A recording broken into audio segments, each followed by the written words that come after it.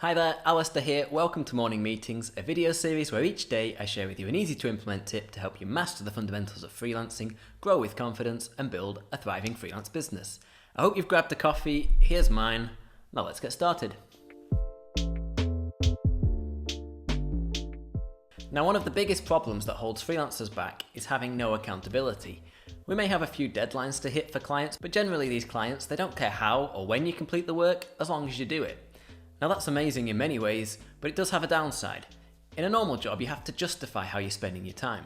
This creates a natural impulse to get on with your work and impress everybody around you. If a colleague walks past your desk and sees you watching YouTube videos, they're going to stop, they're going to point it out and make a comment, and you're going to feel embarrassed. When you're working for yourself though, there's often nobody else around, so you can do what you like. While this freedom is definitely one of the appeals of freelancing, it can also be a real trap if you allow yourself to spiral and don't put the necessary checks and balances in place to keep yourself focused. So, you need to manufacture your own accountability.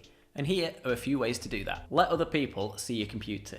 If you're working in a cafe or with a friend or in a space with others, make sure you're not hiding your screen away. Just the knowledge that somebody else can see what you're doing can really help to keep you on track. Disconnect. Whenever you're working on a task that doesn't require Wi-Fi, just turn the internet off. The web is endlessly distracting and you can get lost without even thinking about it. Putting even a slight barrier in the way creates just enough friction to keep you focused. Set yourself rules. Tell yourself that if you complete an hour of focused work, you'll then be rewarded with a half-hour break. Reward yourself for sticking to your goals. I've created my own system to reward myself with my freelance work. I use software called Rescue Time to block distracting websites. And it also tracks what I do during the day and how productive I am. So with Rescue Time, you get a little score at the end of the day, depending on what websites you've been on and whether you've been on productive apps like Microsoft Word or Adobe InDesign, for example. I then set myself a daily goal based on the score that Rescue Time gives me. So if I'm productive enough, I'll reward myself at the end of the day. All I do is I put £5 in a separate little bank account, and I can only use that money to spend on something that I really want, that I wouldn't normally buy. It's a small incentive, but it really works to help keep me focused because there's a little bit of accountability built into it. My partner and I, we also share our 3 main priorities for each day in a little morning meeting. We check in later on and we talk briefly about what we've managed to get done during the day.